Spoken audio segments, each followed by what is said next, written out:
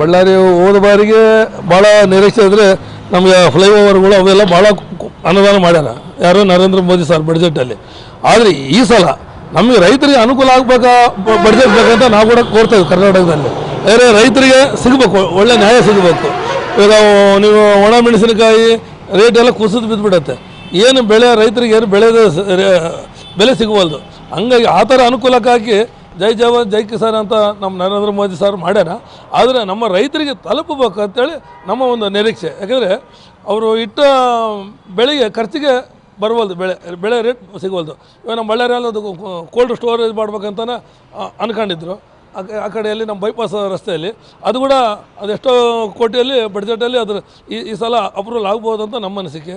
ಆಮೇಲೆ ಇವಾಗ ಫ್ಲೈಓವರ್ಗಳು ಇತ್ತೀಚೆಗೆ ಬಳ್ಳಾರಿಯಲ್ಲಿ ಆಗ್ತಿರೋದಲ್ಲ ನಮ್ಮ ಲಾಸ್ಟ್ ನರೇಂದ್ರ ಮೋದಿ ಬಡ್ಜೆಟ್ ಸರ್ಕಾರದಲ್ಲೇ ಆಗಿರೋದು. ಇವಾಗ ಇನ್ನೂ ನೀವು ಫ್ಲೈಓವರ್ಗಳು ಕರ್ನೂಲ್ ಟು ಬಳ್ಳಾರಿ ಟು ಕರ್ನೂಲ್ ಅವೆಲ್ಲ ಮತ್ತು ಅವು ಒಂದು 6 ವೇ ಅದು ಒಂದು ಪ್ರೋಗ್ರಾಮ್ ಐತೆ.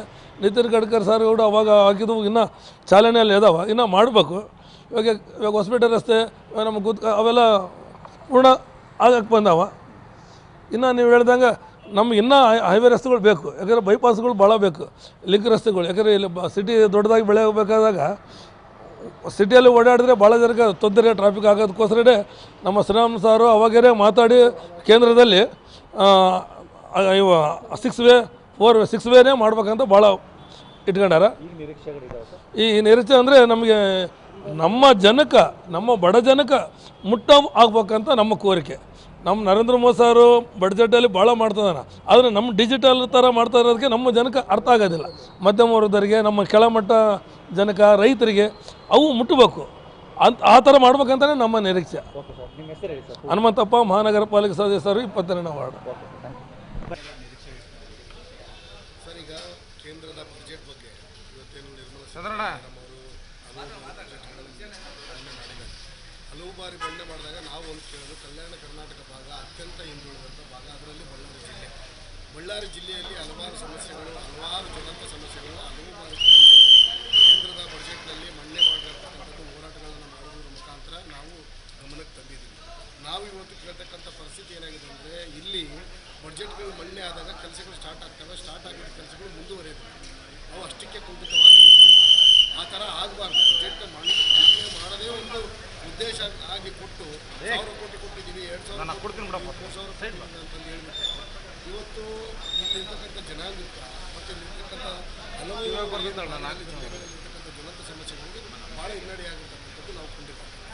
ಈ ಬಾರಿ ಅದು ಆಗಬಾರ್ದು. ಈ ಕಲ್ಯಾಣ ಕರ್ನಾಟಕದಲ್ಲಿ ಬಳ್ಳಾರಿ ಜಿಲ್ಲೆಯಲ್ಲಿ ಏರ್ಪೋರ್ಟ್ ಆಗಿರ್ಬೋದು, ಮತ್ತು ಸ್ಟೇಡಿಯಂ ಆಗಿರ್ಬೋದು, ಮತ್ತು ರೈತರಿಗೆ ಮತ್ತು ಸ್ಮಾಲ್ ಸ್ಕೇಲ್ ಇಂಡಸ್ಟ್ರಿ, ಇವತ್ತೇನು GS ಯೂನಿಟ್ ಅಂತ ಹೇಳಿದ್ದಾರೆ, ಅದಕ್ಕೊಂದು ಸ್ಮಾಲ್ ಸ್ಕೇಲ್ ಇಂಡಸ್ಟ್ರಿಯನ್ನು ಏರ್ಪಾಟ್ ಮಾಡಿಕೊಡ್ತೀವಿ ಅಂತಕ್ಕಂಥ ಮಾತನ್ನು ಹೇಳಿದ್ದಾರೆ.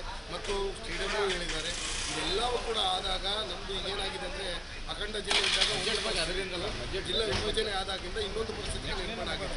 ಇವತ್ತು ಬಳ್ಳಾರಿಯಲ್ಲಿ ಯಾವುದೇ ಬಿಸ್ನೆಸ್ ಆಗಲಿ, ಇನ್ನೊಂದಾಗಲಿ, ಆರ್ಥಿಕ ವಹಿವಾಟುಗಳು ಇವತ್ತು ನಡೆಯಲಾರದಂಥ ಪರಿಸ್ಥಿತಿಯಲ್ಲಿ ನಾವೆಲ್ಲ ಇದ್ದೀವಿ.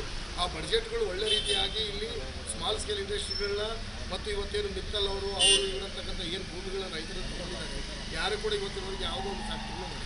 ಇವತ್ತು ಜನರಿಗೆ ಸಂಕಷ್ಟದಲ್ಲಿ ಇದ್ದಾಗ ಇವರು ಆರ್ಥಿಕ ಹೊರೆ ಇವತ್ತು ಬಳ್ಳಾರಿ ಜಿಲ್ಲೆಯಿಂದ ಅತ್ಯಂತ ಟ್ಯಾಕ್ಸನ್ನು ತಗೊಳ್ತಾರೆ. ನಮ್ಮ ಬಳ್ಳಾರಿ ಜಿಲ್ಲೆ ಗಣಿಗಾರಿಕೆ ಇರ್ತಕ್ಕಂಥ ಒಂದು ಜಿಲ್ಲೆ, ಅತ್ಯಂತ ದುಡ್ಡು ಇವತ್ತು ಕೇಂದ್ರಕ್ಕೆ ನಾವು ಕಟ್ತಕ್ಕಂಥ ಕೆಲಸ ಮಾಡ್ತೀವಿ. ಅದೆಲ್ಲ ಒಟ್ಟನ್ನ ಮನಸ್ಸಿನಲ್ಲಿ ಇಟ್ಕೊಂಡು ನಮ್ಮ ಈಗೇನು ಬಡ್ಜೆಟ್ನ ಮಂಡನೆ ಮಾಡ್ತಿದ್ದಾರೆ, ಬಳ್ಳಾರಿ ಜಿಲ್ಲೆಗೆ ನ್ಯಾಯ ಕೊಡಬೇಕು, ಬಳ್ಳಾರಿ ಜಿಲ್ಲೆಗೆ ಬೇಕಾದಂಥ ಬಡ್ಜೆಟಲ್ಲಿ ಮಂಡನೆ ಮಾಡ್ಬೇಕಂತಕ್ಕಂಥದ್ದನ್ನು ನಾವು ಈ ಮಾಧ್ಯಮದ ಮುಖಾಂತರ ಕೇಳ್ಕೊಳ್ತೀವಿ. ನನ್ನ ಹೆಸರು ವಿಜಯ್ ಕುಮಾರ್ ಅಂತ.